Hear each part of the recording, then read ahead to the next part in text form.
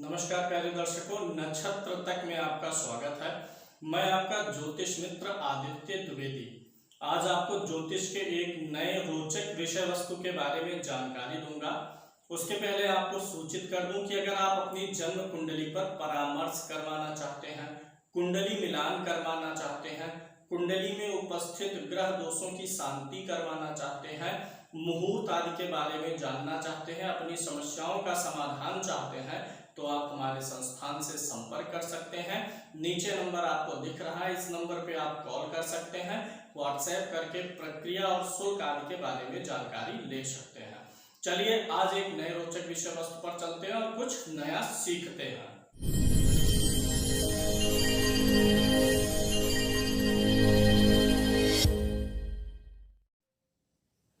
आज हमने विषय लिया है कि कमजोर ग्रह व बलवान ग्रह की पहचान आप कैसे करेंगे। सबसे पहले मैं आपको कमजोर ग्रहों के बारे में बताता हूँ। जाने अपनी कुंडली के कमजोर व बलवान ग्रह। कमजोर शब्द से ही स्पष्ट है, कम मतलब लेस, जोर मतलब होता है कैपेसिटी। ऐसे ग्रह जो ज़्यादा कैपेसिटी नहीं लगा पाते, जिनकी क्षमता में कमी हो जाती है, जो रिजल्ट देने में भी कमज़ोर हो जाते हैं क्योंकि उनके पास स्ट्रेंथ नहीं है, तो ऐसे ग्रहों के लिए क्या उपाय होंगे इसके बारे में भी मैं आपको बताऊंगा। सबसे पहले मैं बताता हूं आपको कमज़ोर ग्रहों के बारे में। कौन से ग्रह आपकी कुंडली में कमज़ोर हो सकते हैं, ध्यान से आप देखिए। फिर उसके बाद बलवान ग्रहों के बारे में बात करेंगे। कोई भी ग्रह कमजोर कब होगा? जब पहला सूत्र यह है कि कोई भी ग्रह कमजोर होगा अगर वह अपनी नीच राशि में होगा तो कमजोर होगा। कोई भी ग्रह नीच राशि में कब है आप कैसे जानेंगे? आपको अपनी लग्न कुंडली सामने रखनी है और देखना है कि उस आपकी लग्न कुंडली में अगर सूर्य कहीं 7 नंबर की गिनती पर लिखा है तो नीच राशि में है। पूरी कुंडली में कहीं भी चंद्रमा 8 नंबर की गिनती पर लिखा है तो नीच राशि में है।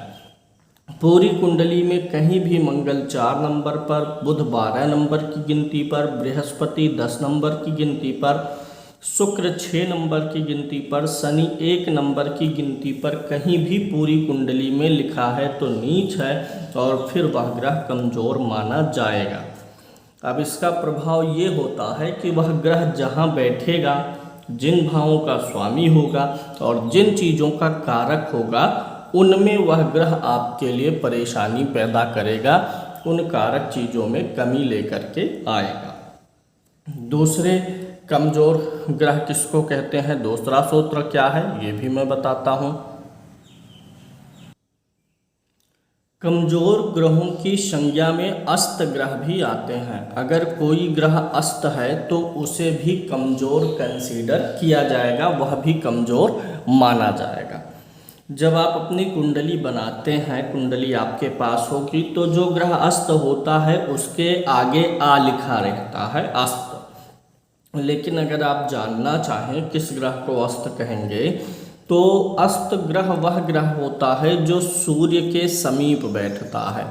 सूर्य के पास इतना तेज है कि उसके पास में, उसके साथ में जो बैठेगा वह अपनी प्रकाश को खो देगा, इसीलिए उसे अस्त ग्रह कहा जाता है। मान लीजिए सूर्य यहीं पर बैठा हुआ है, सूर्य 15 डिग्री का है और इसी के साथ में शुक्र यहाँ पर बैठा हुआ है और वो 12 डिग्री का है, तो सूर्य 15 शुक्र 12 दोनों की डिग्री में अंतर बहुत कम है, इसलिए यहाँ पे शुक्र अस्त हो गया है। कोई भी ग्रह जो सूर्य से 12 डिग्री के आगे पीछे होगा वह अस्त होगा। सूर्य इसी भाव में मान लीजिए है और 25 डिग्री का है और शुक्र एकादश भाव में आ गया और 5 डिग्री का है, तो भी अस्त माना जाएगा, भले ही दोनों 2 भाव में हो। ग्रहों के बारे में डिग्रियां बहुत ही महत्वपूर्ण होती हैं। तो अगर कोई भी ग्रह जो सूर्य से 12 अंश से कम की दूरी पर होगा वह पूर्ण रूप से अस्त होगा। और अस्त ग्रह को विकल की संज्ञा दी गई है। कौन सी संज्ञा दी गई है? विकल। विकल मतलब ऐसा ग्रह जैसे एक नॉर्मल व्यक्ति का मन काम करता है, एक नॉर्मल व्यक्ति का मनोभाव होता है, वो ठीक उसके विपरीत यानी मानसिक रूप से पीड़ित, मानसिक रोगी का जो मन होता है उसे विकल कहते हैं, जिसका मन हमेशा परेशान रहे। तो अस्त ग्रह की दशा में विकल ग्रह है, बहुत परेशानी देता है। उपाय क्या रहेगा अभी आगे हम बात करेंगे। नीच ग्रह का भी अस्त ग्रह का भी कंप्लीट कर लेते हैं कमजोर ग्रहों को, फिर उनके उपायों को देखेंगे। तीसरा क्या होता है कमजोर ग्रहों का लक्षण? अगर कोई भी ग्रह किसी भी राशि में प्रारंभिक 3 अंश तक हो, 0 से 3 अंश तक, या लास्ट के 3 अंश तक हो, 27 से 30 अंश तक, तो वह कमज़ोर हो जाता है, डिग्री वाइज कमज़ोर हो जाता है। यह कमज़ोर कोई विशेष हानि नहीं देता है, क्योंकि यह ग्रहों के राशि परिवर्तन का क्रम होता है जो हर राशि में होना ही होना है। लेकिन थोड़ी सी कमजोरी आती है जिसे बड़ी आसानी से उन ग्रहों के स्टोन आदि को पहन के दूर किया जा सकता है। मान लीजिए शुक्र मेष राशि में है और उसकी डिग्री 1 है, 2 है, 3 है, तो वह कमज़ोर है। कोई भी ग्रह किसी भी राशि में है, जैसे सूर्य मान लीजिए सिंह राशि में है और उसकी डिग्री 27 है, 28 है, 29, 30 है, तो वह कमज़ोर है। अब ये ग्रह जो डिग्री वाइज कमज़ोर है, अगर वह कुंडली का कारक ग्रह हो, अच्छा ग्रह हो, शारीरिक रूप से हानि पहुंचाने वाला ग्रह ना हो, तो उस ग्रह का स्टोन पहन के उसे बड़ी आसानी से मजबूत किया जा सकता है। अगर वह कारक है तो मारक है, शारीरिक कष्ट देने वाला ग्रह है, तब स्टोन पहनने से नुकसान हो जाएगा। अभी आगे और चर्चा करेंगे इन उपायों के बारे में। तो अगला हो गया कि डिग्री वाइज कम, यानी इसको हम बाल और वृद्ध की संज्ञा देते हैं, ग्रह बाल है कि वृद्ध है। अगला होता है एक ग्रहों का मृत्यु भाग। हर ग्रह जो है हर राशि में एक विशेष डिग्री होती है जो उसका मृत्यु भाग होता है। हर ग्रह का एक मृत्यु भाग है। अब यहाँ पे 12 राशियाँ हैं, 9 ग्रह हैं, तो हर ग्रह का मृत्यु भाग बता पाना संभव नहीं है, इसलिए मैं इस पे अलग से एक कार्यक्रम लाऊंगा, क्योंकि यह चीज़ काफ़ी लंबी हो जाएगी यहाँ पे, तो इसलिए मैं इस चीज़ को यहाँ पे नहीं बताना चाहता हूँ, सिर्फ उदाहरण देके छोड़ देना चाहता हूँ। जैसे मान लीजिए कि आपका सूर्य मेष राशि पर है, किसी का सूर्य कुंडली में मेष राशि यानी 1 गिनती पर लिखा है, और अगर मेष राशि पे सूर्य हो और 20 डिग्री का हो, अंश उसका 20 हो, तो वह मृत्यु भाग में है। इसी प्रकार से मेष राशि में चंद्रमा 26 डिग्री का होता है तो मृत्यु भाग में होता है। मंगल अगर मेष राशि में 19 डिग्री का हो तो मृत्यु भाग में। हर राशि में एक विशेष डिग्री होती है जो उस ग्रह के लिए मृत्यु भाग होती है।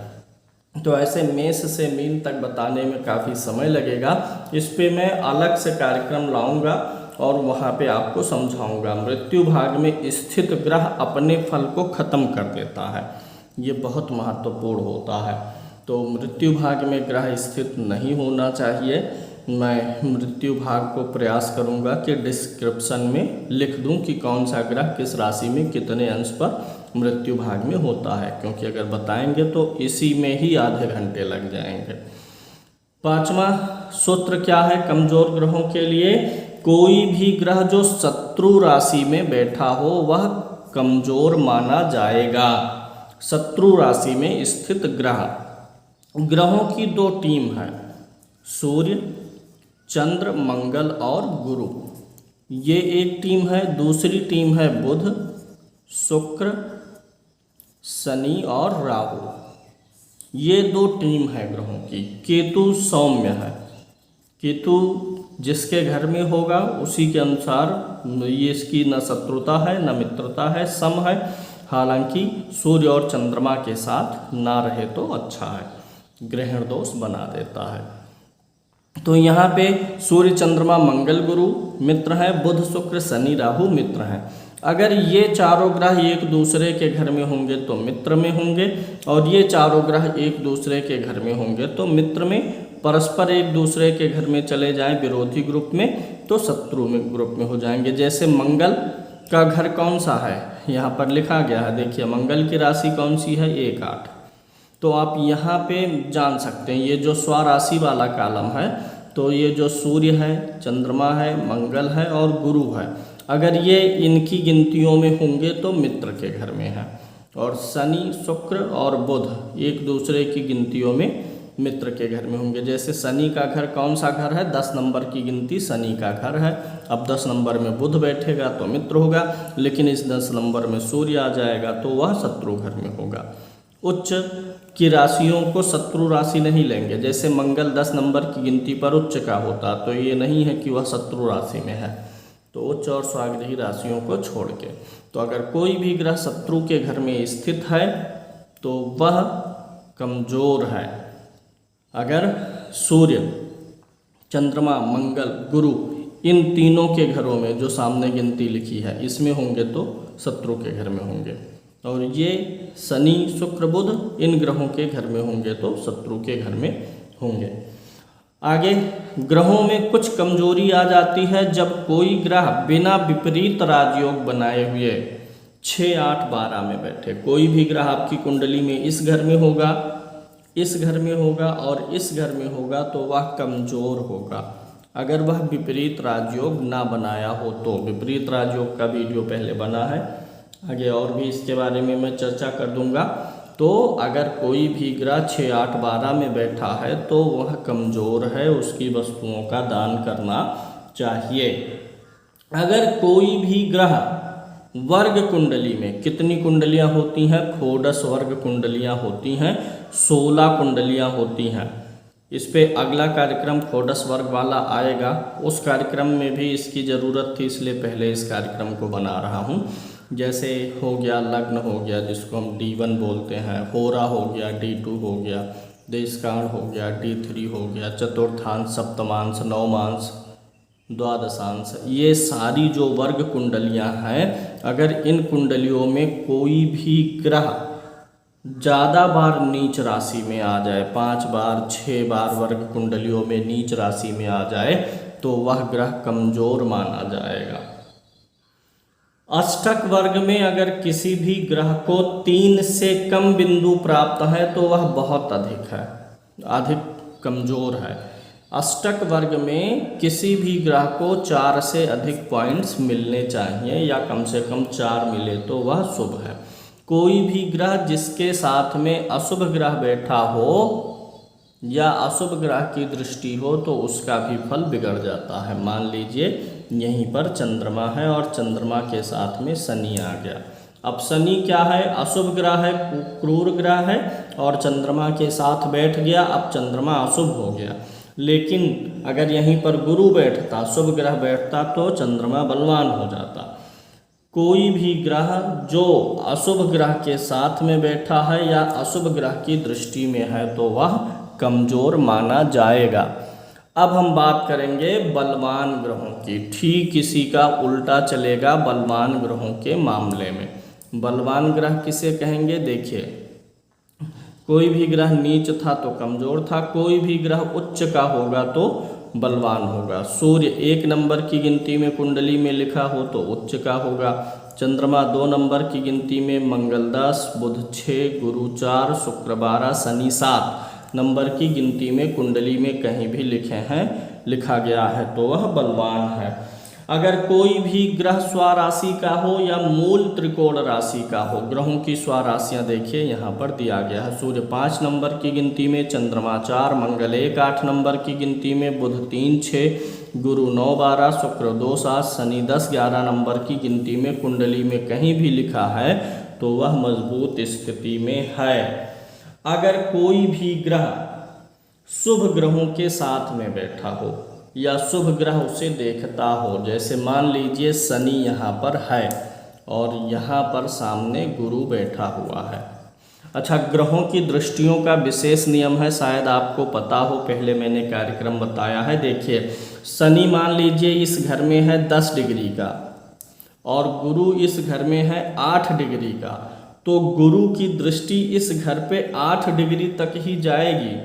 शेष जो 22 डिग्री की दृष्टि है गुरु की, वो इस घर पे लगन पे रहेगी, क्योंकि ग्रह अपने ये नहीं एक सामने वाले भाव को देखता है। ग्रह की दृष्टि 180 अंश पर होती है, तो यहाँ से 180 अंश 8 डिग्री पर ही पूरा हो जाएगा। तो यहाँ पे अगर हम दृष्टि देखें कि शनि गुरु को देख रहा है कि गुरु शनि को देख रहा है, तो याद रखिएगा जिसकी डिग्री ज़्यादा होगी दोनों ग्रहों में, ज़्यादा डिग्री वाला ग्रह सामने वाले ग्रह को देखेगा। अब गुरु 8 है, शनि 10 है, तो शनि गुरु को देख रहा है, ना कि गुरु शनि को। तो यहाँ पे क्या लेंगे कि पाप ग्रह, क्रूर ग्रह देख रहा है। लेकिन अगर शनि की डिग्री 10 है, गुरु की डिग्री 15 है, तो अब क्या हो गया कि क्रूर ग्रह को शुभ ग्रह देख रहा है। तो किसी भी शुभ ग्रह के साथ स्थित शुभ ग्रह की दृष्टि में आया हुआ ग्रह शुभ फल देने में सक्षम हो जाता है। कोई भी ग्रह जो शुभ कर्तरी योग में होगा वह बलवान होगा। शुभ कर्तरी योग किसे कहते हैं? मानिए मंगल यहाँ पर बैठा हुआ है, जहाँ भी कोई ग्रह बैठा है उसके पिछले भाव में और उसके अगले भाव में शुभ ग्रह बैठा हो तो उसे शुभ कर्तरी योग कहते हैं। शुभ ग्रह में शुक्र आएगा, चंद्रमा आएगा, बुध आएगा, गुरु आएगा। किसी भी ग्रह के आगे या पीछे शुक्र, चंद्रमा, बुध और गुरु में से कोई बैठा हो तो वह भाव बड़ा शुभ हो जाता है। मंगल यहाँ हो, मान लीजिए चंद्रमा यहाँ है, गुरु यहाँ है, अब मंगल के आगे और पीछे भाव में एक एक शुभ ग्रह आ गए, अब यह भाव बड़ा शुभ हो गया, मंगल बहुत शुभ देगा। इसी प्रकार से पाप कर्तरी भी बनता है। किसी भी ग्रह के अगले और पिछले भाव में क्रूर ग्रह आ जाए। क्रूर ग्रह में कौन है? सूर्य है, मंगल है, शनि है, राहु है और केतु है। किसी भी ग्रह के अगले और पिछले भाव में ये क्रूर ग्रह आ जाएंगे तो उस भाव का फल हमेशा जीवन में चुभेगा। और अगर किसी भी भाव या ग्रह के आगे पीछे शुभ ग्रह आ जाएंगे तो उस भाव या ग्रह का फल जीवन में हमेशा आनंददायी रहने वाला है। इसी प्रकार से जो मैंने बताया खोडस वर्ग जो D1, D2, D3 है, इन कुंडलियों में कोई भी ग्रह जितनी बार उच्च का होगा, स्वराशि का होगा, मित्र के घर का होगा, वह ग्रह आपके जीवन में ही उतना ही शुभ होता चला जाएगा। वर्ग कुंडलियों में ये अगला कार्यक्रम इसी पे आएगा, इसलिए चैनल को सब्सक्राइब करके नोटिफिकेशन को ऑन करके रखिए। बहुत ही रोचक विषय में लेकर के आऊँगा वर्ग कुंडलियों पर। कोई भी ग्रह वर्ग कुंडलियों में जितनी बार नीच होगा, शत्रु के घर में होगा, उतना ही परेशानी जीवन में पैदा करेगा। कोई भी ग्रह अगर अस्त ना हो तो वह बलवान होगा, उसमें बल रहेगा। कोई भी ग्रह अगर अस्त नहीं है तो बलवान होगा। अगर कोई भी ग्रह राशि के शुरू के 3 अंशों और आखिरी अंशों पर नहीं होगा तो बलवान होगा। कोई भी ग्रह अगर मृत्यु भाग में नहीं है तो बलवान होगा।